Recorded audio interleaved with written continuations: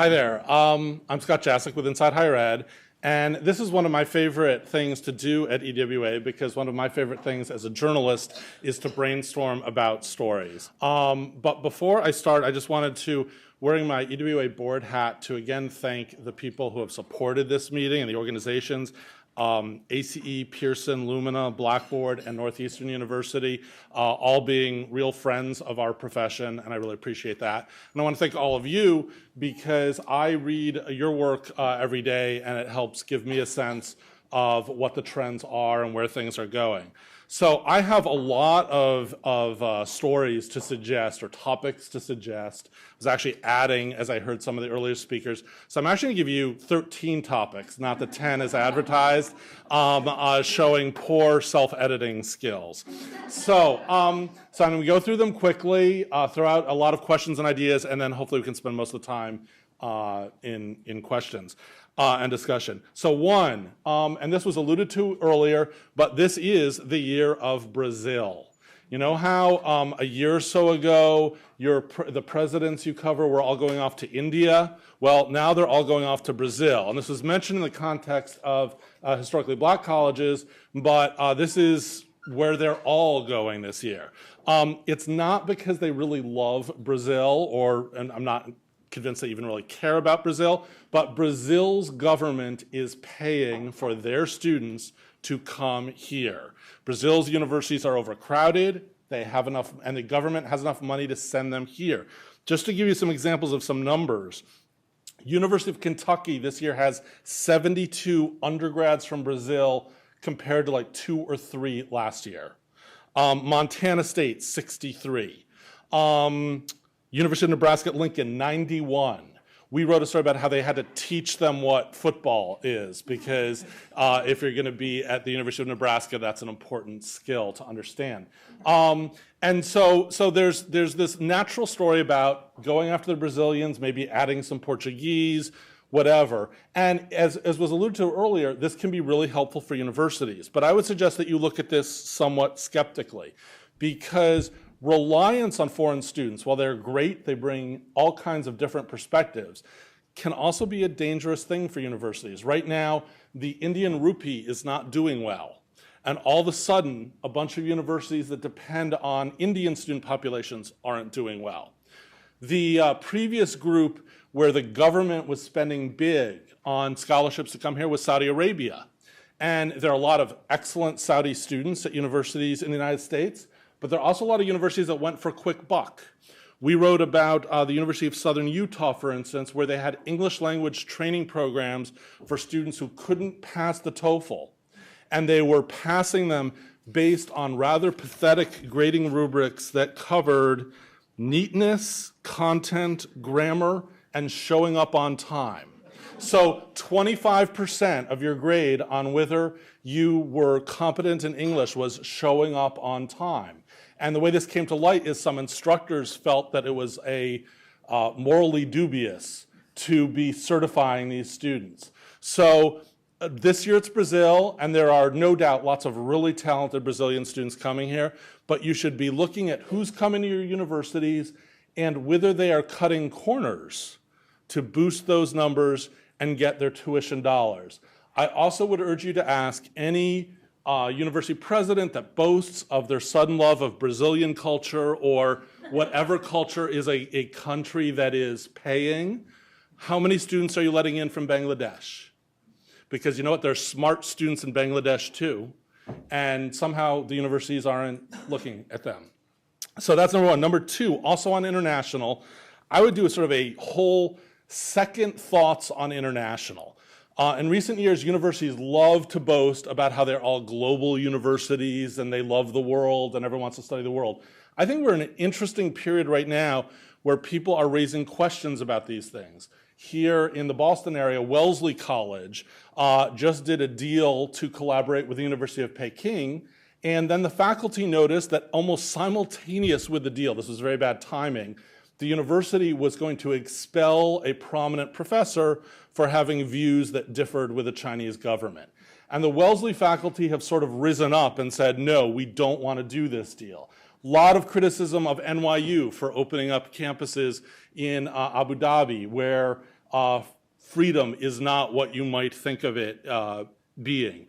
Universities line up to get Confucius centers, and they're always, to be honest, puff pieces whenever a university opens a Confucius center, which is paid for by the Chinese government.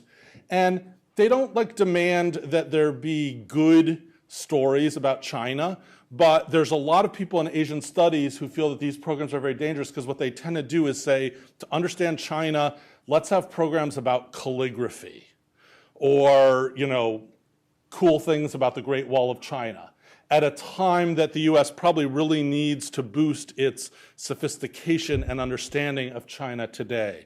So the whole area of international needs scrutiny. Issue number 3, competency-based education. This is huge and it's changing very dramatically right now. By competency-based education, what I mean is education that is organized around proving competency as opposed to completing course credits. And this may seem sort of like, well, don't you have to be competent to get course credits? Actually, you don't. You have to pass the course.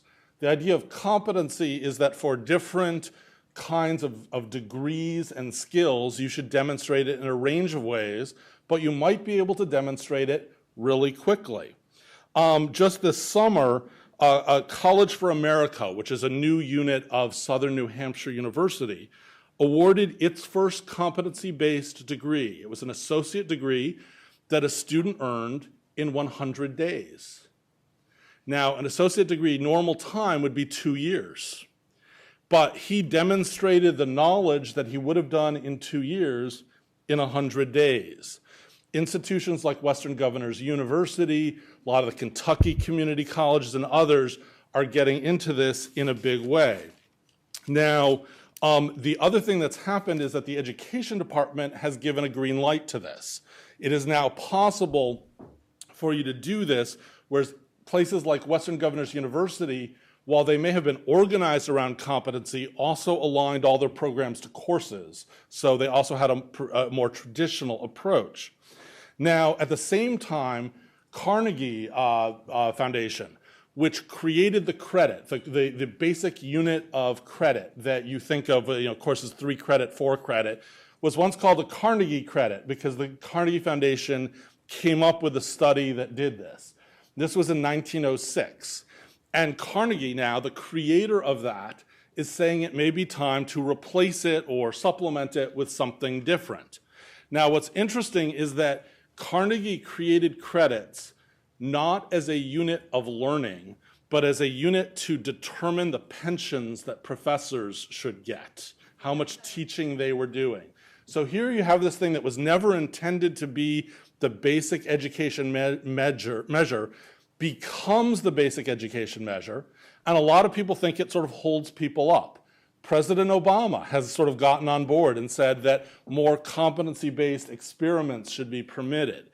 Now, what you will see, there's a few colleges and universities that are leaders in this, but there are a lot of other institutions that, particularly community colleges and colleges that serve non-traditional students, are experimenting with or getting ready to start competency-based education. Some traditional academic thinkers are very disturbed by this because they feel that general education is being eroded and that some of the experience that you pick up in college actually does come from being there. But when you hear people deride seat time as sort of a foolish measure, what they are saying, let's replace that with competency. So I would urge you to talk to your local colleges. I think there is probably a very good story there.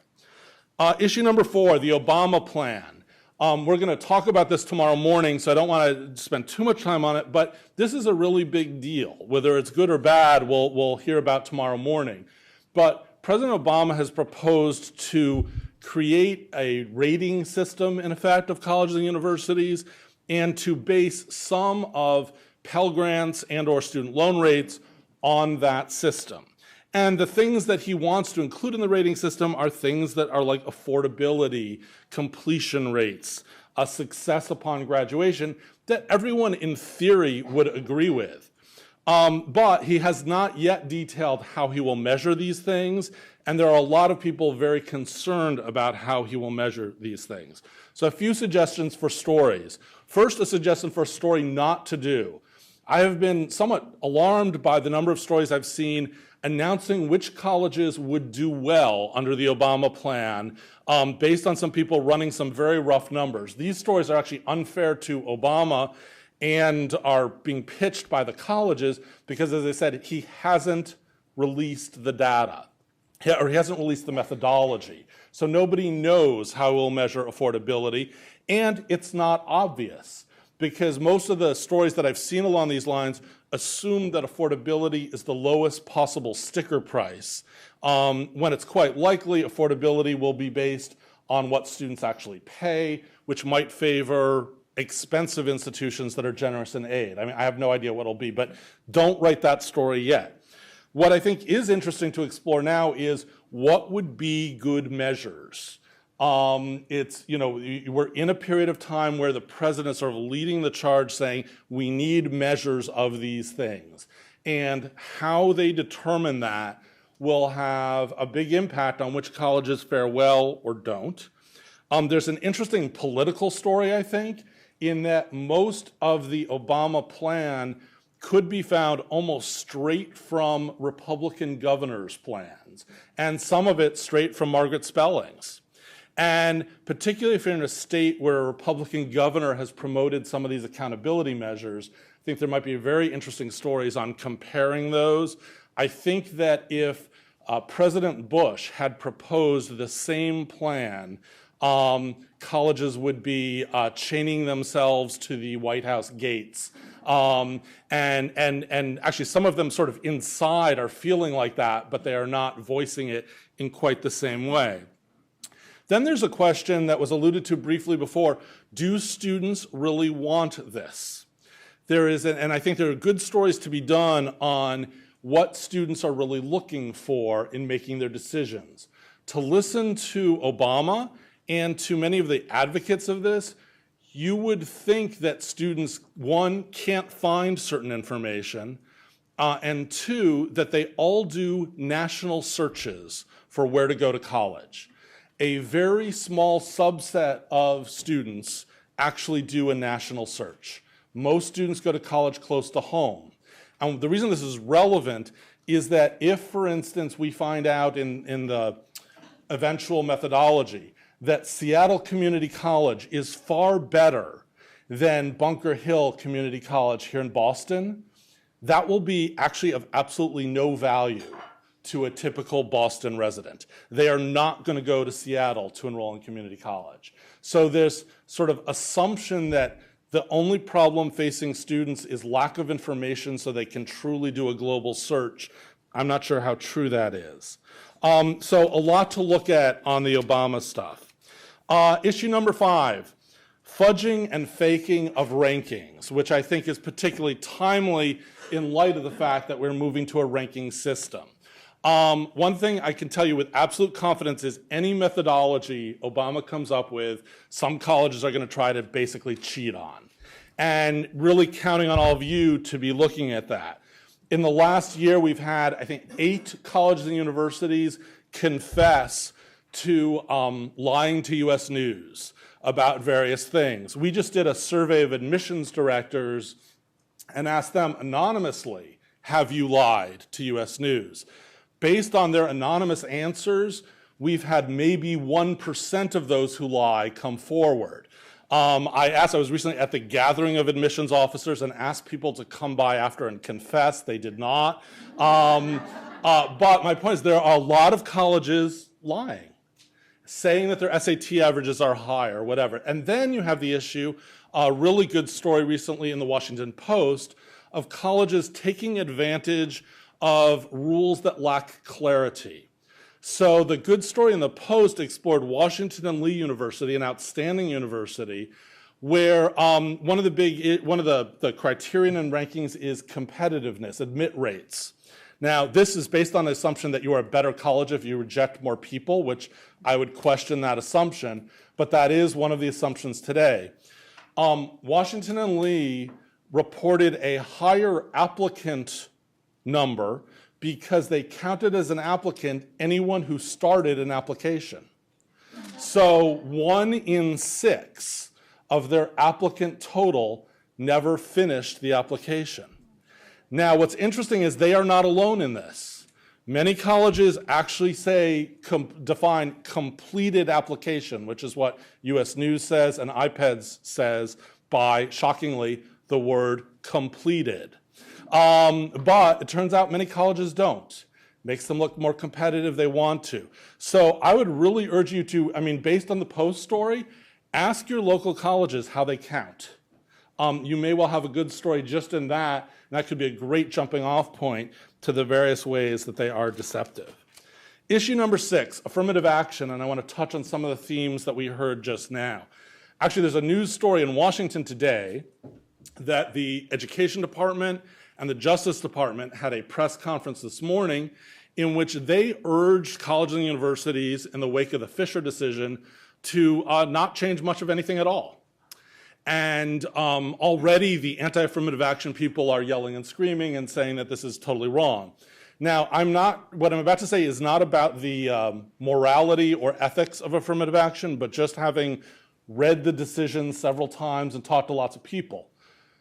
When people say that affirmative action survived in higher education, they are largely focusing on one part of the decision, which said that they were affirming the right of colleges to state that diversity was an educational value. They accept that. That's the basis of a lot of Supreme Court rulings. But there's another part, and this relates directly to what we were just talking about, and that is narrow tailoring. Under a number of court decisions, not just about higher education, but about affirmative action in general, to be legal, a program must be narrowly tailored, meaning that you are considering race as minimally as you need to do to achieve a legal goal. And on this part, what's really interesting about the Supreme Court's decision is they said explicitly a college gets no credit for being a college. No assumption of, we'll give you the benefit of the doubt. And they seem to chastise other courts for having done so. Now, this relates directly to what we were talking about before. If you read the transcript of the Supreme Court arguments, there were a bunch of questions from critical justices wanting to know explicitly, do your affirmative action programs exclude wealthy minorities? So whatever you think of the wisdom or fairness of class-based affirmative action, the justices are really interested in it. There was a lot of reference in the oral arguments to box checking. They're very dubious of the idea that people get in or out of categories just because of their race. So in terms of stories that I would suggest to do, one is, what are your colleges doing? Are they in fact taking the advice they got today and just waiting? And they're probably safe for another year or two. Or are they actually starting to explore alternatives, and why or why not? This is very delicate politically, because depending on what state they're in, they might be practicing affirmative action and not really want to put it in the governor's face, or they might be looking at alternatives and not want to offend or scare off minority groups. But what are they doing? And if they say, oh, well, we won the case, I think they're really oversimplifying. And if you look at voting rights, the Voting Rights Act decision this year, there's a pattern where the Supreme Court sort of doesn't like to kill race-based things the first time. They do it the second time. So they do it once, send a hint, and then 2 years later they do it. That would be my guess about what's going to happen on race. There's also another case coming before the Supreme Court this year that affects you, particularly if you are in states like California, Michigan, Nebraska, Washington State, that have had state referenda on affirmative action. And this case looks at the constitutionality of a state barring affirmative action and argues that minority citizens lose their right to lobby their universities if a ban is enacted. So obviously there's a story if you are in one of those states But even if not, I think it raises really interesting issues. I would look at the impact that the bans have had in the states they're in. Larry Gordon here from the LA Times did a really good story just before the filing of briefs in this case, looking at the impact at UC campuses, particularly Berkeley and UCLA. And the interesting thing about that story, which I think is a model again on the theme of don't take the overall numbers, is look at the detail. So University of California system can point to some generally positive overall figures, but the figures at Berkeley and UCLA are pretty unimpressive if you care about things like Black and Latino enrollment. Then there's the issue of Asian Americans that was also previously referred to. And I think the affirmative action debate is going to more and more actually focus on Asian Americans, although we haven't really made that transition yet. While people like to talk about affirmative action as black and white, it's not. And I think that's evident particularly in places like California. This week, the College Board released the SAT data for the year. If you look since 2006, which is when the current version of the SAT was put in place, Asian scores have gone up by 45 points across all three sections. Every other group, including whites, has gone down by between 6 and 27 points. Right now, Asian Americans are ahead on 2 of the 3 parts of the SAT. It will soon be all 3. And this is a very awkward thing to talk about. People don't like to talk about it, but at increasing number of campuses, I think there's evidence that actually white people are the beneficiaries of affirmative action. And I would urge you to look at the Asian numbers and the reactions, and also how this changes the way people view affirmative action. I wrote recently about a fascinating study by a sociology professor who interviewed California residents about their views on the University of California admission standards. And he first asked the question, do you think the UC standards, which are largely based on grades and test scores, are fair? Just ask that. And overwhelming majorities of white people said they were fair. They liked that approach. Then they asked the question of another group of similarly situated white Californians, but first showed them data about current enrollment levels at UC. And those current enrollment levels show a disproportionate number of Asian applicants. Guess what? White Californians suddenly want other measures for admissions.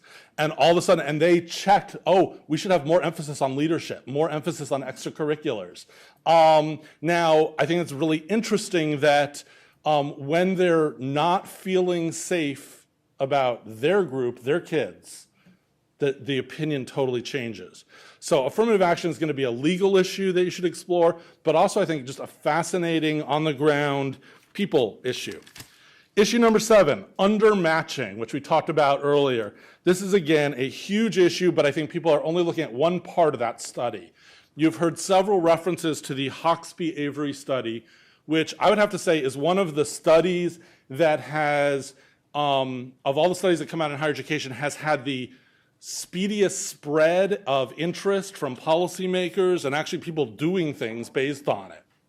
And as you heard, one part of the study found that a majority of the high talent, low income students don't apply to a single competitive college.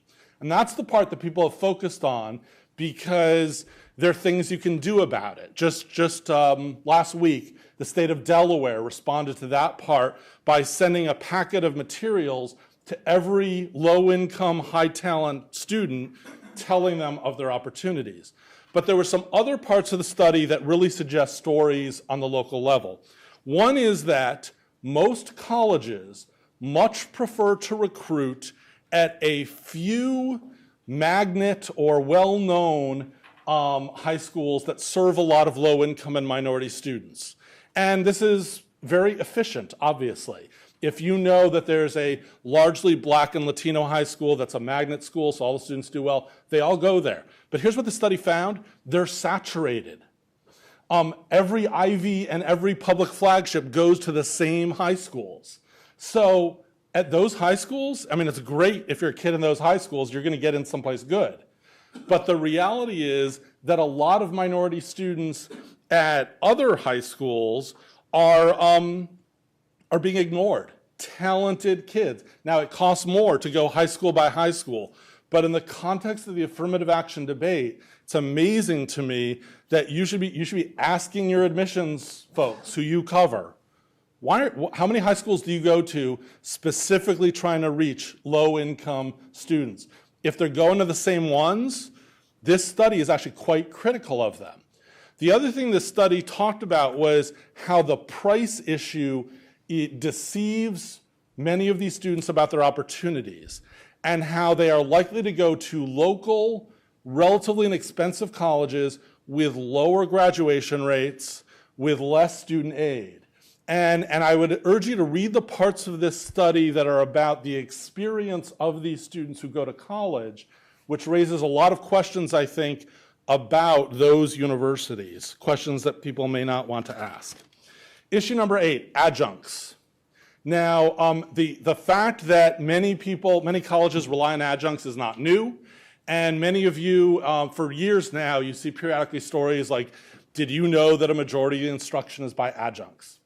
And that's a fine story, but I would argue that we're in sort of a new level and new things are happening on that front. To give you a few examples, our best read story last week was the story about a Duquesne adjunct, a longtime adjunct, who died penniless from cancer because she had no health insurance, never had health insurance all the years she was at Duquesne. Now, Duquesne said that the original version of this story published in the local paper was unfair and that their priests had in fact reached out to her and offered some help. And I'll assume for a second that that's true. I think there's a legitimate question about whether people who have taught close to full time for 30 years and don't have any health coverage, you should be writing about that story. And similarly, because of Obamacare, has imposed a requirement that people who work more than 3/4 time at employers of a certain size need to be covered. And and as a result, in the last year, many colleges have cut back on adjunct hours. Not overall adjunct hours, but the hours of individual adjuncts. So they want to keep them under 30 hours. So they're taking away some of their courses. Now they say it's certainly true that many of these colleges are strapped for cash, don't have as much money as they'd like. But what this draws attention to is that colleges have been employing at 3/4 time, 4 years, instructors without any health insurance. Because if they had been awarding them health insurance, the change wouldn't affect them. And to me, that raises a lot of interesting issues. Notably, I guess it's now a month or so ago, the Obama administration delayed this by a year. We sent an email to every college we knew that had done this and said, so are you delaying these cuts for a year? Not a single one has offered their adjuncts jobs back. This is happening in your communities and you should write about it. I think colleges do lots of wonderful things, but we should also be reporting when they do things like this. As a result, there's a union movement growing among adjuncts. Yesterday, Tufts University adjuncts voted to unionize, even though Tufts is actually one of the better financed, or they pay their adjuncts well above average and even give them health insurance. And then there was a very interesting debate about a study by Northwestern University researchers of Northwestern. And it's important to say that Northwestern is not typical of colleges. It has more money, more resources than most, and highly competitive to get into, so it has an elite student body. But they found that in first-year courses, students learn more from those off the tenure track than those on the tenure track. And this raises all kinds of interesting questions, given that at most campuses, an awful lot of teaching, particularly of freshmen, takes place from those off the tenure track, maybe without appropriate levels of compensation and reward.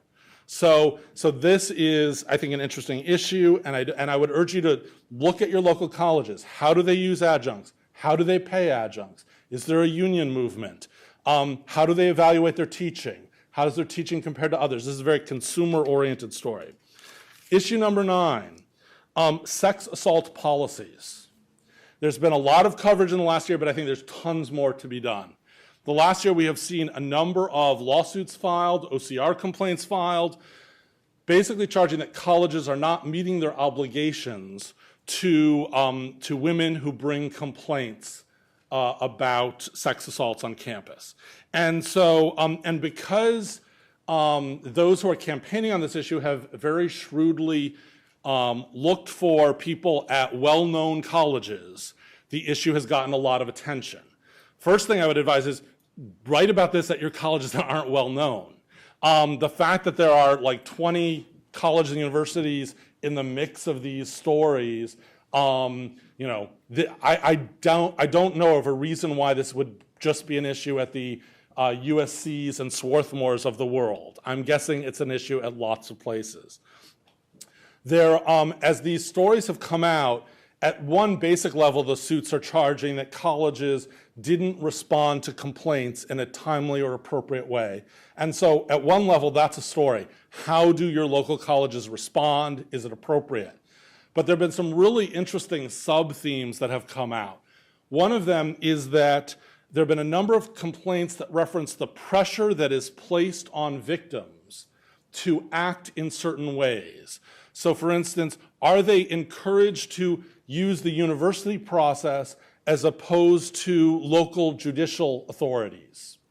Are they told to keep quiet about this? UNC Chapel Hill briefly brought charges against a victim of sexual assault for speaking out about the sexual assault. And in fact was able to point to rules it had that suggested she was violating a university rule. They backed down. And so finding out what do your universities do and why is a really timely story. And particularly the question of whether they encourage students to use campus or judicial systems, I think is huge. And this leads to another story on this topic. Do the colleges and universities you cover have appropriately skilled and staffed student disciplinary boards to handle these cases? In many instances, student discipline was set up to deal with plagiarism charges or violations of the honor code in some way or another. And somehow over the years, issues of sexual assault got added in. And so I don't think it's necessarily ill will by some of these campuses that have messed up. I think they're just, the evidence that we have written about, they're totally ill-equipped at many campuses to do this. Sexual assault is a violent crime. And if you think, the interesting thing to think about is, imagine for a minute that you were on a campus, you're a student, and somebody shot you.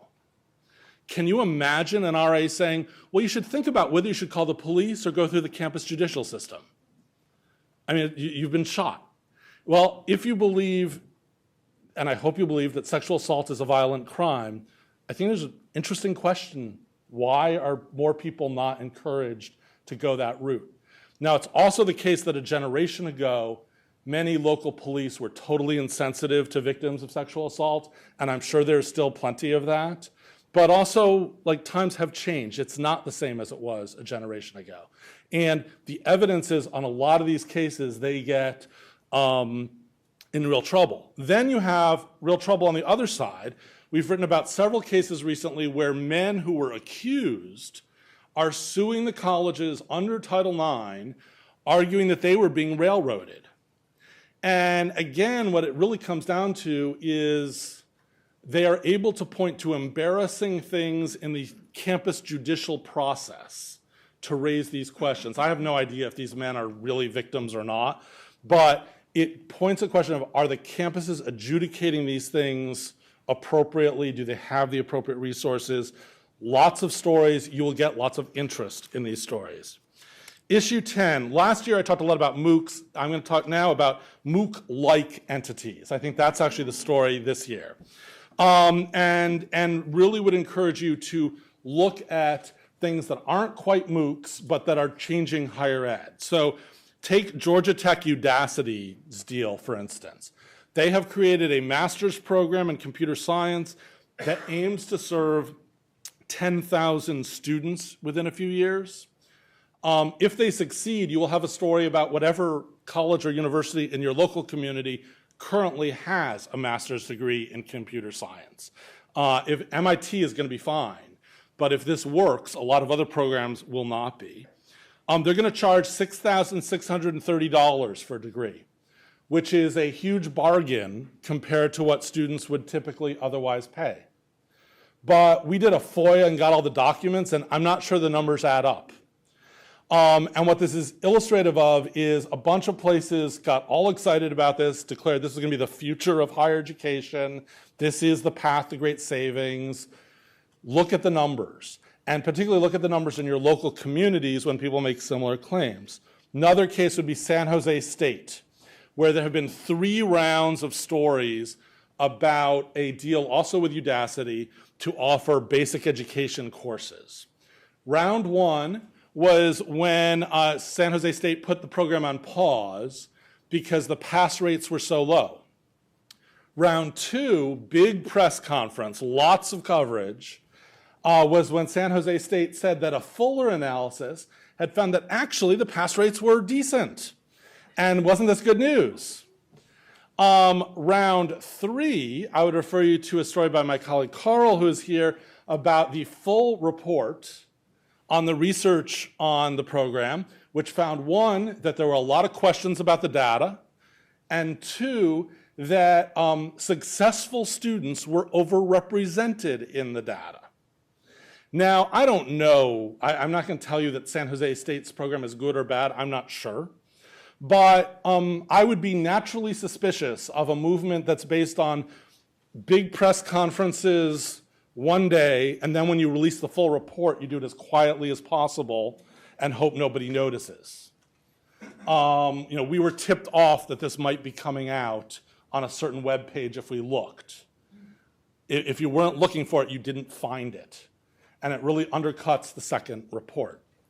Third example would be here in the nearby, MITx, MIT's MOOC provider, just announced 2 sequences of courses, one in computer science, one in supply chain management, that will not be awarding credit, but will be awarding certificates of completion. This is really interesting, I think, because this bridges the gap between credit and non-credit. And I suspect an MIT certificate is going to be worth plenty to an employer and to others, particularly outside the US. And so I give you these 3 examples of MOOC-like entities because 1, none of them are really MOOCs. None of them are free. After you heard that MOOCs were going to be free, none of them are free. All of them pose interesting opportunities and also threats to other colleges' business models. And the evidence, particularly on the ones that on San Jose State, which is the one that's actually educated the most students, the evidence is very mixed on whether it did any good. And to me, so what that suggests is that we as journalists, as you hear about these MOOC initiatives, dive in, please. Because I see a lot of press conferences coming out about the bold new future savings, blah, blah, blah. The San Jose State thing, frankly, as a journalist, I would be much less skeptical of if they had said, hey, we're doing an experiment. We have no idea how it will work. And then if a few months later they had said, we still don't know, so we're still looking at this. What actually happened was a lot of boasts about how this was going to be the path to changing remedial education and making college more affordable. And what they're doing also that is interesting to me and worthy of our attention is they're doing these experiments on generally, many of them, less well-prepared students. So all of this, I think, is really worth looking at. I'm going to skip one. Okay, another issue. Shifting ground totally. Concussions. Specifically football and concussions. Data in the last year show that concussions in college football are up. And also there have been studies showing that brain injuries that stop short of concussions are up. We ran a piece recently by a public health professor at the University of North Carolina who argued that allowing students to play football is the equivalent of the Tuskegee experiment, particularly because we're talking about a disproportionate number of African Americans, although not exclusively African Americans, as was the case in the Tuskegee experiment. Now, what's interesting here, one, and the reason I appeal to you is anyone here work on a sports department? Okay, that was my guess. None of your colleagues on the sports desk will touch this story. Now, and I guess my point is, and while there are some initiatives in some conferences to protect the players, think about it for a second. We just went through like the annual orientation period of colleges. Students were told about safe sex. They were warned about drinking. They were warned about crime. They were told to be nice to one another. Lots of touchy-feely stuff. Make sure the students are healthy and happy. Some minority of students were also told to put on uniforms and engage in activity that could result in brain damage. Now, I'll confess, I am not the world's biggest sports fan. And I realize this is a very hard story to think about for sports fans. But President Obama, in an interview this year, said if he had a son, he probably wouldn't let that son play football. And increasingly, that is actually the choice being made by middle class and wealthier Americans. Yet the colleges and universities you cover are continuing to do this. And we're also at an interesting period of time. I think there'll be some interesting legal issues down the road. If you think about the smoking lawsuits, the people who sued because they smoked in the 40s, none of them won their suits because the companies were able to say, we didn't know. Today, college presidents know, they might not know everything definitively, but there are series of studies that playing college football puts you at risk of concussions, and that puts you in risk of many other things. We've been writing about it. A few others have been writing about it, but I'm amazed, frankly, by the lack of coverage in most of the press of the college side. The New York Times has actually done quite a bit on the NFL. And we have, and actually the Chronicle of Higher Education has written about it some at the college side, but very little local coverage. I realize it's very hard, particularly if you're writing for a college town community, to raise this issue. But I think it's a biggie, and I would encourage you to do so. Two more issues. Fake tuition cuts. And here I'm going to again ask you to cut through the PR. So earlier this month, Converse College, a liberal arts women's college in South Carolina, announced a 43% tuition cut. And it got picked up by the wires. If you Google it, you'll see lots and lots of stories. College cuts tuition by 43%. We care about the middle class. We care about our students, blah, blah, blah. You've heard it all. So here's what's interesting. Converse College's tuition was $29,000. It will now be $16,500. Huge savings, right? The average student this year is paying Converse College $17,000. The average savings will be between $500 and $1,000. Hardly anyone was paying full price. And yet this college got this explosion of publicity. And I don't mean to be picking on Converse. A bunch of other colleges have done it, as well colleges with tuition freezes. And I would really urge you, if this happens in your readership area, to write about it, but to write about it critically. The question to ask, and this is a good question actually in covering any private college, is how many full pay students do you have? At many colleges, the answer can be counted on one hand. At some colleges, the answer is 0. But please, it's funny, last year I talked about how there was fuzzy math behind a $10,000 public college degree. And what I'm telling you is, in almost every case, there is very fuzzy math behind this year's tuition cuts. And then the last issue I want to talk about is the issue of no loans, which came up at the previous panel. And I actually think the interesting issue, and these are colleges saying we're going to eliminate loans for low-income students. What's going on right now, I think, is a little bit of pulling back from that. A really interesting story at the University of Virginia, but I would look at this at your local institutions. UVA started something called UVA Access, in which they said that those from families below twice the poverty rate, which would currently be around $47,000 for a family of 4, are guaranteed enough aid that they don't have to borrow. And they're ending that because it was too expensive. And again, they've got budget pressures. And they will now require students to borrow $7,000 a year. So a student could leave with $28,000 in debt, which is just a little more than the national average. Odds are that UVA students are well situated to do well. But here's the interesting thing. Before UVA had its original policy, the share of their students who were Pell eligible was 7.8%. This year, as they're now abandoning the policy, the share of Pell eligible is 14.2%. So the policy worked, and they're undoing it.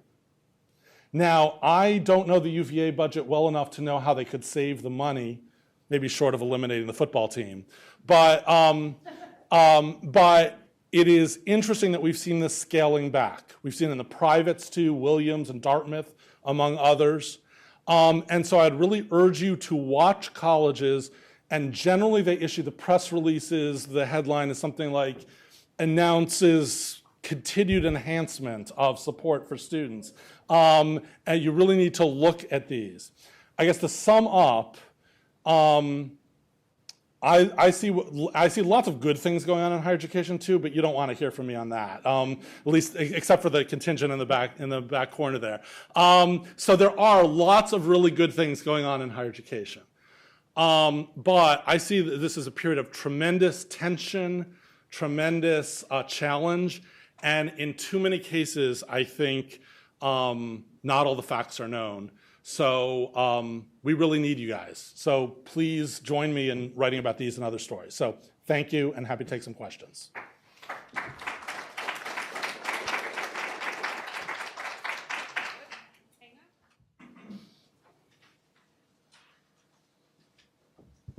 Hi, I'm Scott Travis at the Sun Sentinel. You had mentioned about the OCR and the issue about trying to get some of the colleges that may not be the big ones that we all know about.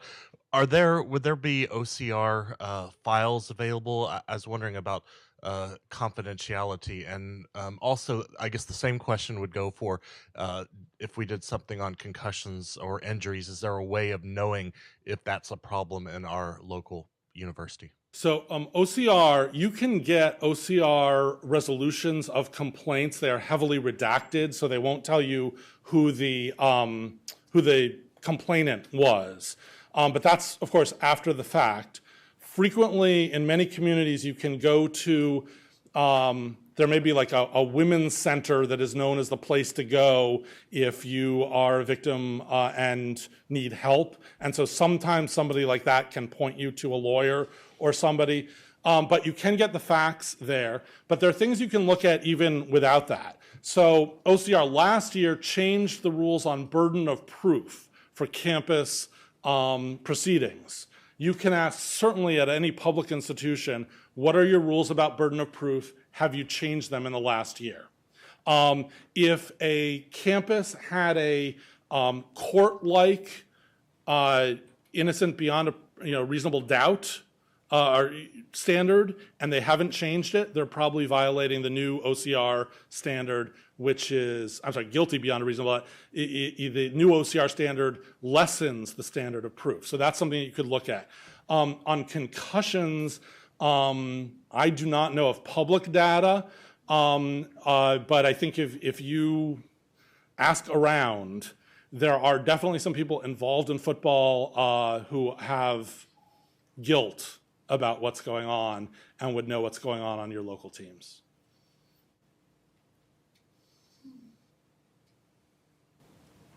I wonder, what do you think are interesting and perhaps undercovered stories having to do with demographics?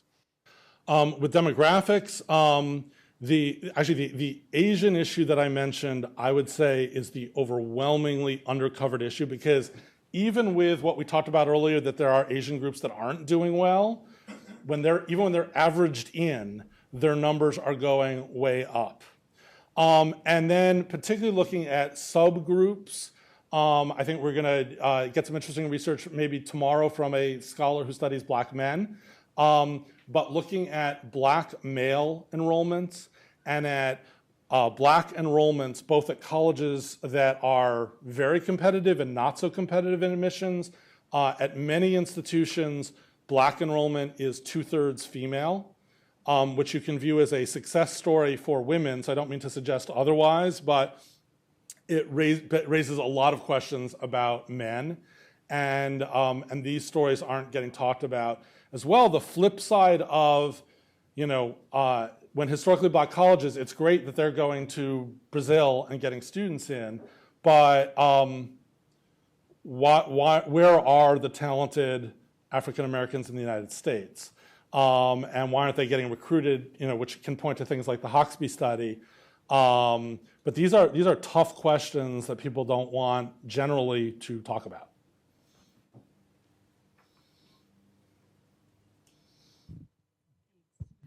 Kathy Barron with EdSource today. This is actually on a different topic. My son is a high school senior, and he's getting a lot of those, recruitment flyers. But these are saying they're inviting him to apply for honors college, and they have very significant grants that come along with it and fellowships. You get to live in a dorm with the other honors students, and a lot of the colleges, when I look at them, they're not really great schools. So I just wonder if this is part of this, the recruiting tool that you were talking about in terms of the U.S. News and World Report kind of. Oh, it very much is. And frankly, there you have to decide, are you looking at this from the perspective of your son, for whom it might be good, or society? Because, and again, this is a very difficult, a lot of public flagships that aren't Berkeley or UVA long ago lost the level of state support to deliver the kind of education that people would want at a flagship. And many have responded by creating honors colleges. And so the experience at the honors college is indeed much better than the regular college. And you can look at this and say, wow, that's great, because that means some students go to UConn instead of Yale and have a great experience. But then the question is, should all of UConn as a state flagship have a great experience? And I wouldn't be quick to blame, this is not necessarily the college's fault, because they have not been given levels of support to do that.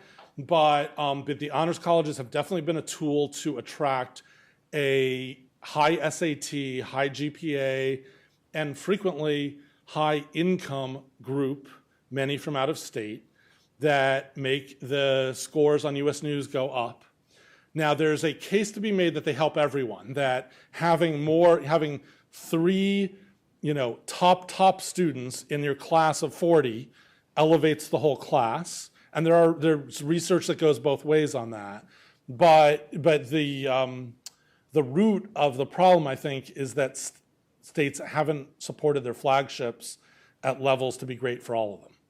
I can tell you that Nevada is losing all of its national merit semifinalists and finalists to all honors colleges in surrounding states. They're filling entire dorms with them at the University of Iowa. And one of the benefits that the kids get is they get early admission into classes that they want. Where other freshmen typically have to wait to enroll until upperclassmen have enrolled. The freshmen are being told you're pretty much going to get to take any class that you want. And for these really highly motivated kids, faster access to the non-adjunct tract, a class that's not taught by a teaching assistant, is a huge bonus. They also get special seminars. Yep. Yeah. Entirely separate classes. And many times they get full scholarships. But you know, these things work.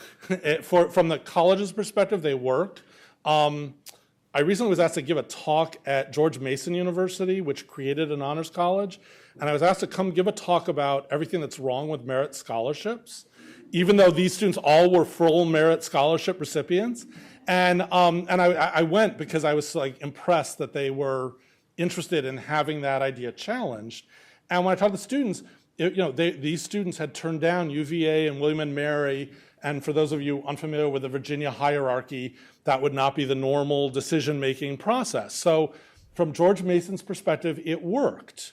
Now, on the other hand, George Mason, if you walk around it as a whole, this is in Northern Virginia, it's a pretty diverse campus. The students I spoke to weren't that diverse.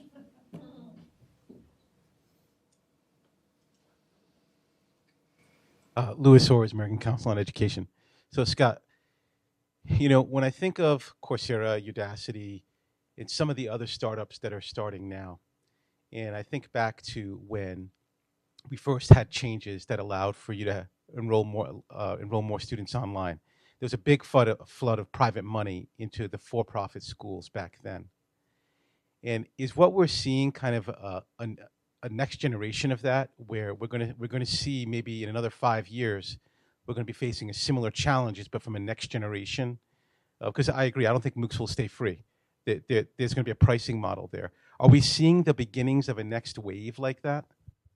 We may be. I mean, if you look at the whole movement, big picture, I think that the leaders of places like Harvard and MIT and Stanford realized that by letting Phoenix and DeVry dominate the online space 20 years ago, they lost hugely in market share and in cash. And while they're not trying to replicate Phoenix, they very much are saying for this kind of distance ed, we want the big guys to be in charge. And the other interesting thing about MOOCs and these MOOC-like things is that higher ed, and this is why I think critical coverage is so important, higher ed is generally known, perhaps exaggeratedly so, for moving incredibly slowly. Everyone likes to mock higher ed. They can't decide anything. They committee it to death, and there's some truth to that. The pace of change on MOOCs has been really shocking in how quickly it's happened.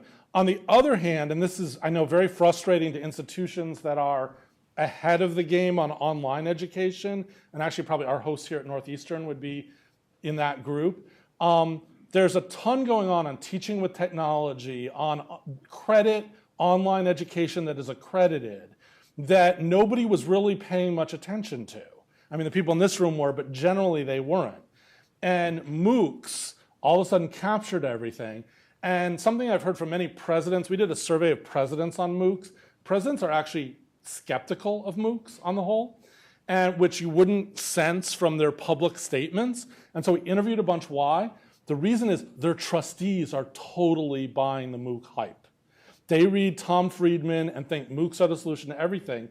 And so trustees who showed no interest in teaching with technology, in credit, online education, are all over MOOCs. So as a result, not surprising, I guess, institutions are moving quickly. I think we're out of time, so I'm going to get the hook, but I'm going to be around. Look forward to talking to all of you, and really appreciate the work that you all do. Thank you.